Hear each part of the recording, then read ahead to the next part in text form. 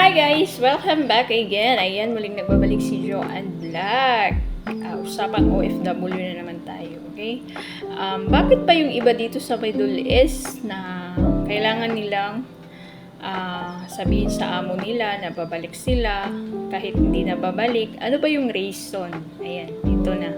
Pag-usapan natin yan. Ang reason kasi guys,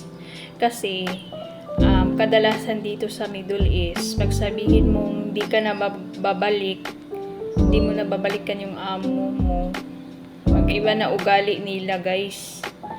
Paragi nang galit sa'yo, kahit hindi naman ikagagalit, kahit maliit lang na pagalitan ka na, o diba? Yung iba naman, alam nilang hindi ka na babalik, pahirapan ka nila. Kaya ganun yung iba. Kailangan sabihin nilang babalik sila kahit hindi na sila babalik sa amo nila.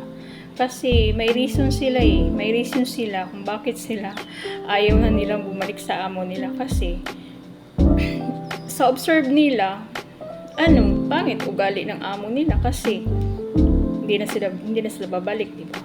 Why man nga serve kanila og long service kung pangit naman ugali, di ba? Sa isang tao, di ba?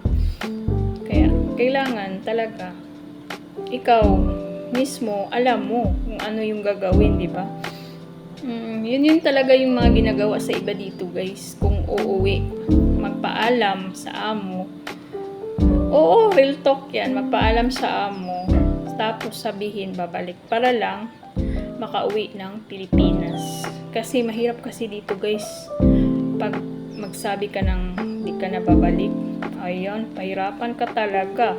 Lalo na sa trabaho, pahirapan ka. Lalo na ang iba nga pagbintangan pa, di ba? Mahirap.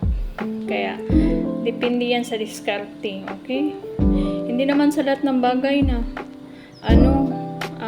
mali yung magsisinungaling, di ba? Oo. Kaya ang iba talaga, kailangan sila magsisinungaling na babalik pa sila kahit hindi na sila babalik sa amo nila. Ganon yung reason nila, okay? Kaya may reason sila na kung bakit hindi na sila babalik sa amo nila.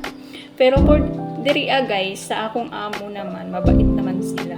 Nagpaalam na ako ng maaga na hindi na ako babalik, mag-for good na ako. Ayun, nag-oo naman sila. Okay naman, respect naman nila yung decision ko na hindi na ako babalik. Oo, okay? Yun lang yun. Bye! Peace out! Follow for more guys. Joanne Vlog. Miga